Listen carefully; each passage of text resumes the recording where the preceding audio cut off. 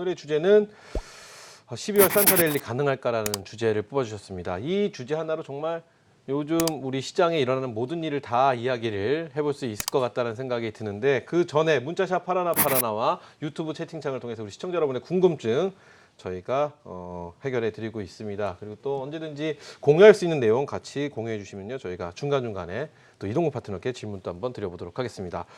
자, 12월 산타랠리 가능할까? 먼저 이 질문부터 한번 드려봐야 될 것 같습니다. 미국 증시가 연일 최고치를 경신하고 있는 아주 좋은 모습을 보이고 있습니다. 그런데 왜 우리 시장은 도대체 이렇게 우리 증시 대체로 좋지 않은 모습을 좀 보이고 있는 것 왜일까요? 뭐 우리 증시 대체로 좋지 않은 게 아니고, 네. 글로벌 그 주요 국가들 수준에서 보면 가장 못 그렇죠. 오른 시장이다. 코스닥은 지금 마이너스 상태니까 올해 전체적으로. 거래소 같은 경우는 지금 올해 오른 게 지금 한번 제가 보겠습니다. 몇 퍼센트 정도 올랐는지요. 올해 연간 기준에서 보면은 거래소는 지금 2.3% 정도 올랐고요. 코스닥 같은 경우는 지금 올해 빠진 게 작년에도 빠졌습니다. 올해 빠진 게 마이너스 6.3% 정도 빠졌거든요. 네. 나스닥 같은 경우는 한 5, 6%, 뭐 다우도 한 20% 가까이. 그다음에 프랑스, 독일, 뭐 할것 전부 다 20, 3, 4%. 일본 같은 경우도 올랐고, 중국도 지금 빠졌지만 종가 기준에서 보면 한 10, 4, 5% 정도. 좀 못 오른 주식이 태국 정도가 조금 우리하고 비슷하고요. 네네. 홍콩 정도가 비슷한 수준입니다. 나머지는 거의 다 올랐습니다.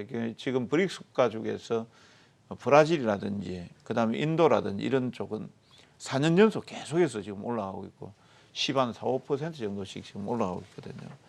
우리가 지금 이렇게 이제 약세를 보이고 있는 이유는, 네. 근본적으로 이제 외국인들 같은 경우에는 우리 시장에 대해서 실적 변동성이 상당히 크다라고 보고 있는 것 같습니다. 왜 그러냐면은 전년 동기 대비해서 영업이익 자체가 평균적으로 올해 한 마이너스 33% 정도가 됐거든요. 네. 근데 이제 조금 변동성이 있는 대만 같은 경우에도 마이너스 한 7% 정도밖에 되지는 않았습니다. 않았고, 나머지 국가들 같은 경우는 약간 이제 약보합 내지는 강보합 정도 이렇게 됐는데, 지금 주요 국가들 중에서 우리가 가장 변동성이 컸거든요. 네. 여기에 이제 좀 영향을 좀 많이 받았다 이렇게 보시면 될 것 같고, 그 다음에 이제 이번 그 코스피나 코스닥의 상승 흐름의 주가 어디서 났냐면 삼성전자하고 하이닉스가 하이닉스? 네. 올해 한 35에서 40% 가까이 급등이 나오면서 사실상 모든 매기가 그쪽에 집중이 돼 버렸거든요. 시총 25% 정도 되는 쪽에다가 집중이 되다 보니까 다른 종목군들은 소외를 받았고, 또 삼성전자 하이닉스가 가지 못하는 시점에서는 다른 것까지 올라가야 되는데 올라가지를 못하니까 상대적으로 좀 약세를 보이는 시장이 우리 시장에 이렇게 보고 있고요. 그다음에 이제 수급적으로 본다라고 하면은 MSCI 리밸런싱이 26일부로 끝났고, 네. 26일 날 8,500억 정도 매물이 한꺼번에 나왔습니다만 27일 이후부터 해서 계속해서 지금 거기 모건스탠리, 오늘도 모건스탠리 창구에서 많이 나왔거든요. 그러니까 이제 여기에 대한 어떤 잔불 처리 과정이 아직까지 좀 남아 있는 것 같고요. 그다음에 이제 잔불 처리라 하면 어떤 그러니까 걸 이제 말씀하시는 거죠? 27일로 사실상 이제 모건스탠 그 MSCI 그 EM 지수 네네. 조정이 이제 마무리가 되는 건데, 27일부터 적용이 되는 건데 미처 이제 청산하지 못한 이런 물량들이 네네. 현재까지는 지금 좀 출회가 되고 있다 이렇게 보셔야 되겠고요. 여기에 이제 아람코가 12월 11일 날 사우디하고 일본에 상장 예정이 돼 있거든요. 네. 여기에서 이제 내년도에 이제 아람코가 그 MSCI EM 지수에 편입이 된다라고 하면 또 상대적으로 또 우리 쪽에서 물량이 또 조금 빠져나갈 우려가 있거든요. 그래서 이제 그런 물량들까지 같이 동반해서 지금 수급적으로 좀 좋지 않은 내용들이 있고, 그 다음에 뭐 잘 아시다시피 홍콩 인권법에 대해서 서명하지 않고 책상 속에 넣어두고 트럼프 대통령이 좀 자동적으로 10일의 기간을 넘기지 않을까 이렇게 예상들을 많이 했었는데 서명을 해버렸단 말이에요. 해버리고 이제 오늘 이제 미국 시장이 열리면 이제 조기 폐장이 1시에 조기 폐장이 되거든요. 거기에서 이제 미국 시장이 어떻게 나올까라는 우려감들.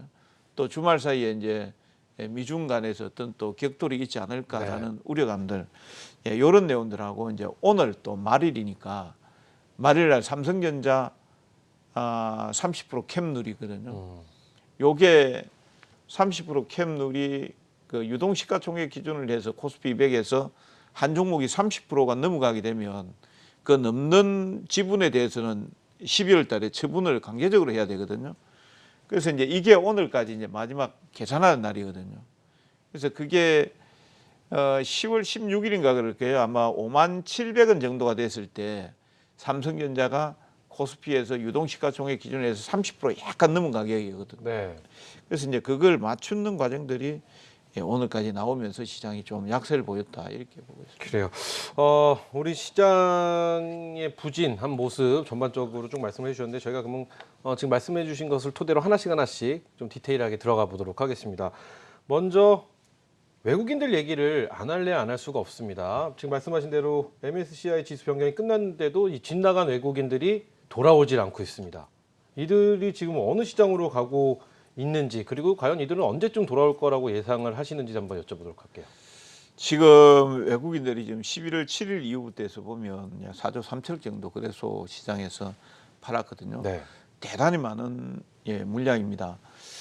뭐 팔고 지금 이제 뭐 우리 시장에서 떠나게 되면 이제 지금 중국 시장 쪽에 지금 편입이 좀 많이 됐다 이렇게 봐야 될 것이고요. 그 다음에 과연 얼마 정도까지 더 팔 것인가 거기에 대해서는 사실 궁금하신 분들이 많을 겁니다. 그렇죠. 저도 계산상으로 이렇게 한번 해보니까요. 이번 이제 11월 달 MSCI EM지수 편입 그 조정을 할 때 한 2조 7천억 대 정도 예상을 했었거든요. 네. 근데 지금 더 나왔단 말이에요. 지금 그거보다 지금 훨씬 더 많이 나왔습니다. 지금 11월 7일 기준에서 보면은 4조 3천억 정도가 나와 있으니까 상당히 많이 나왔고, 그다음에 이제 아람코 상장에 대한 부담감으로 본다라고 하면 한 9천억 정도 더 나온다고 이렇게 예상들을 하고 있거든요. 그러면 제가 봤을 때는 지금 그거보다 더 초과해서 지금 나왔다라고 보고 있습니다. 그래서 외국인들의 매도는 아마 11월 말일 기준에서 삼성전자 캡룰하고 이거 맞추면서 네. 어느 정도 일단락이 되지 않았겠나. 물론 이제 다음 주 월요일 되면은 뚜껑 열어보면 이제 알겠지만, 제 기준에서는 어느 정도 이제 두 개를 합산해도 충분히 출회될 만큼 출회됐다라고 보고 있고요. 네. 단기적으로는 이제 12월 달 들어서는 오히려 이제 11월 말까지 이제 거품 제거를 해버렸기 때문에 오히려 좀 다음 주는 편안하게 출발하지 않을까. 그래요. 이런 생각도 좀 하고 있습니다. 그러면 지금 이동근 대표께서 보시기에는 외국인도 이제 나갈 만큼 다 나갔다. 갈 만큼 다 단기적으로 갔다. 이제 팔 만큼 좀 팔았다. 그래요. 이제부터는 외국인들 돌아온다는 소식만 기다리면 되겠네요. 그렇죠? 그렇게 저는 보고 있습니다. 집 나간 외국인들이 빨리 돌아왔으면 좋겠는데 그 시기는 뭐 이제부터 슬슬 올 거라고 보는데 다음 주 시장은 좀 안정적으로 그래서 흘러갈 것이다 이렇게 예측하시는 거죠? 예, 그렇습니다. 좋습니다. 다음 주 한번 또 기대하면서 보도록 하겠습니다. 자, 또 하나 아까 말씀해 주신 대로 트럼프와 중국 미중 무역 협상과 홍콩 뭐 여러 가지 이슈들이 지금 막 겹치고 있습니다. 악재에 악재에 악재. 1단계 합의라는 어떤 희망을 좀 기다리고 있었는데요. 홍콩 인권법 때문에 이 말들이 셉니다. 시진핑은 뭐 음흉화도 악랄하다 이런 표현까지 하고 있고요. 또 중국 인민해방군이 홍콩에 투입될 것이다 이런 얘기도 하고 있고요. 물론 내정 간섭이라는 이유 하에 트럼프는 시진핑과 중국 홍콩 국민을 존중해서 서명을 했다 이런 좀 온화한 표현, 오랜만에 듣는 트럼프의 온화함도 엿볼 수 있었고요. 복잡합니다. 근데 저번 시간에 저희가 말씀했었을 때 트럼프가 서명을 할 수밖에 없지 않겠느냐 뭐 이런 얘기를 저희가 했었는데 어찌됐든 서명은 하였고 앞으로 향후에 어떤 식의 전개가 될까요? 1단계 합의 이게 좀 순조로울 것 같지는 않다라는 생각도 들긴 하는데 대표님은 어떻게 생각하시는지 궁금합니다. 참 이게 뭐 사실 예측하기가 대단히 어려운 국면인데요. 어찌 보면은 어렵고 어찌 보면은 상당히 이제 쉬운 부분들이라고 저는 생각을 합니다. 네. 과연 이게 이제 서로 강대강으로 가서 얻을 수 있는 게 양국이 있을까라고 한번 생각을 한번 해봤거든요. 트럼프 대통령 입장에서 본다라고 하면은 사실 서명을 하기 싫은 걸 서명을 그렇죠. 했다라고 봐야 되거든요. 왜 그러냐면은 지금 우크라이나 문제 때문에 탄핵 위기에 지금 있는 상태에서 만약에 민주당만 찬성을 했다라고 하면은 호쾌하게 그냥 거부 서명을 했을 건데 그렇죠. 자당의 공화당 쪽에서 만장일치로 통과된 내용이기 때문에 괜히 거부를 했다가 공화당 쪽에 다시 이제 그 돌아가서 백해서 다시 나오면은 그 자동으로 발효가 되기 때문에 그때는 레임덕 현상이 나올 수 있지 않겠습니까? 예, 그렇기 때문에 트럼프 대통령 입장에서 이왕 그럴 바에야 그냥 서명을 하자라고 이렇게 했던 것 같고요. 단 이제 오늘 그 USTR 쪽에서 나온 게 이런 내용이 있습니다. 물론 이제 이거는 진행이 되어 왔던 이전에 진행 일부는 되어 왔던 내용입니다만 32개 품목 진공청소기라든지 네. 그다음에 뭐 일부 이제 품목에 대해서 그 중국 제조 2025에 영향을 받지 않는 품목 32개에 대해서 관세를 갖다가 해제를 했거든요. 네. USTR에서. 그래서 이제 이런 내용들은 어떻게 보면은 중국 쪽에 주는 좀 온화한 메시지 쪽에 좀 속한다. 예, 그렇게 볼 수 있겠고요. 그러면 이제 중국 입장에서 본다라고 하면은 뭐 이거를 뭐 그렇게 했으니까 뭔가 어떻게 자존감을 세워야 되지 않겠습니까? 네. 예, 그런 관점에서 만약에 이게 홍콩 쪽에 아까 말씀드린 뭐 중국이 언급한 처럼 군이 투입이 된다라든지 그 다음에 미국하고 이제 무역 협상을 중단을 한다라든지 이렇게 해서 과연 중국이 얻을 수 있는 게 뭐가 있겠느냐라고 본다라고 하면은 얻을 수 있는 게 정치적으로도 그렇고 경제적으로도 그렇고 얻을 수 있는 게 없다라고 저는 그렇게 보고 있거든요. 물론 얻을 수 있는 건 있긴 있을 겁니다. 그러면 자기의 어떤 그 자존감을 유지, 그렇죠. 자존감을 세우면서 시진핑의 어떤 정권 유지 여기에 대해서는 확실하게 세울 수 있겠지만 실질적으로는 별로 얻을 수 있는 게 없기 때문에 오히려 저는 미국이 명분만 잘 세워준다라고 하면 분명히 이 협상으로 갈 것이다. 저는 그렇게 보고 있습니다. 그래요. 결국은 명분 싸움이다. 그렇죠. 그럼 또 하나 지난 시간에 서명에 대한 예측을 여쭤봤는데 이번에는 그래서 1단계 합의는 트럼프의 명분을 쌓아준다면 가능할 것이다 이렇게 보시는요. 시기는 뭐 기존에 나온 대로 12월 말, 뭐 1월 초 이렇게 예상을 하시는 건가요? 예, 가장 좋은 거는 이제 12월 달 사실 이제 산타랠리 네, 나오려고 하면은 예, 그런 부분들이 있어야 되지 않겠습니까? 그래서 산타랠리 있는가라고 했을 때는 저는 아마 올해 안에 하지 않을까라는 생각을 하고 있거든요. 예, 아직까지 12월 달 같으면은 뭐 시간이 많이 남아 있습니다. 그래서 충분히 저는 가능성은 있다. 예, 이렇게 보고 있고요. 지금 이제 트럼프 대통령도 만약 올해 해를 넘기게 된다라고 하면 상당히 불리할 겁니다. 내년도 시간이 가면 갈수록 좀 불리해지기 때문에 예, 올해 안에 하려고 할 가능성이 있다 이렇게 보고 있습니다. 그래요.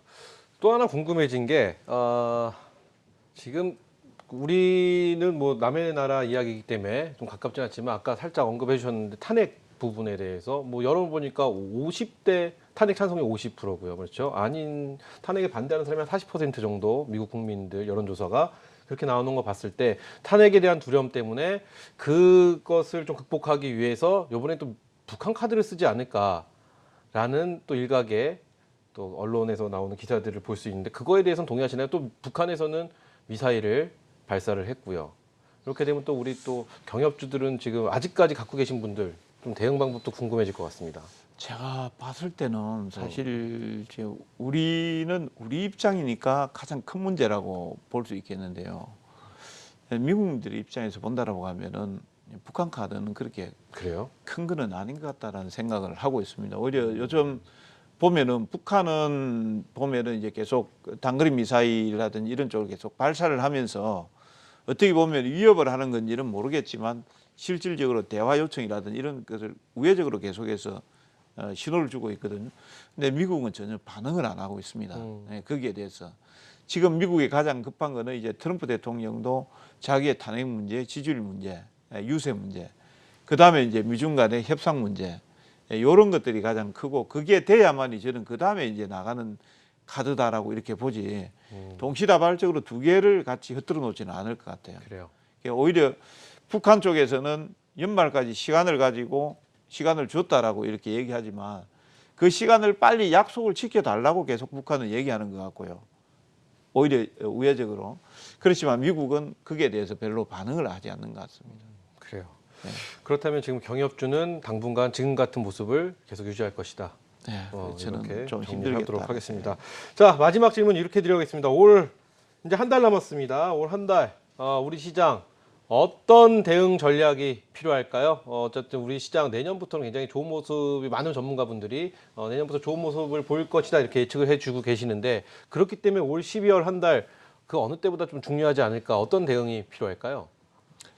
짧게 보면은 상당히 어려운 장이고요. 길게 보면 상당히 좋은 장이다라고 봅니다. 왜 그러냐면 제가 신호를 한 몇 가지만 말씀드리겠습니다.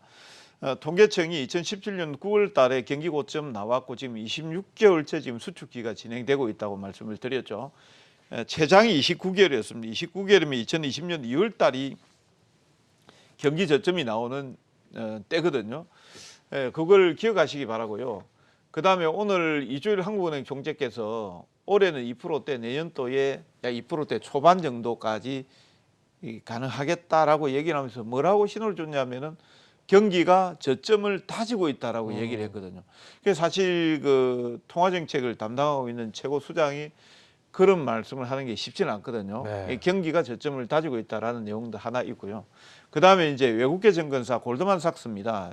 물론 외국계 증권사 잘 믿지는 않습니다만 골드만삭스가 내년도 이익 성장치를 전망을 하면서 아시아 시장에서 대한민국, 한국이 가장 좋다라고 얘기를 했거든요. 네. 왜 그러냐면은 올해는 반도체 때문에 마이너스 전년 동기 마이너스 33%지만 내년도에 영업이익이 전체적으로 기업들이 22%까지 올라간다라고 네. 얘기를 했습니다. 그러니까 나머지 국가들 이렇게 쭉 데이터를 보면 대한민국이 올해하고 내년까지 최고 높아요. 그래서 경기 저점을 쳤다라는 내용도 통계청 발표 내용 하나 하고 이주일 총재의 발언 하나 하고 네. 골드만삭스하고 조합해서 본다라고 하면은 길게 보면은 지금이 저점이고요. 짧게 보면 12월 달 초에도 왔다 갔다 하겠지만 네. 적절한 시점에서 좋은 기업들 사는 게 좋다. 그래서 다음 주는 다른 전망은 얘기를 하지 않겠고요. 코스피는 2090포인트 이하권, 코스닥 620포인트 이하권 지금 현재 자리가 되겠습니다. 네. 네. 예, 저점권역이다라고 말씀드리겠습니다. 그래요.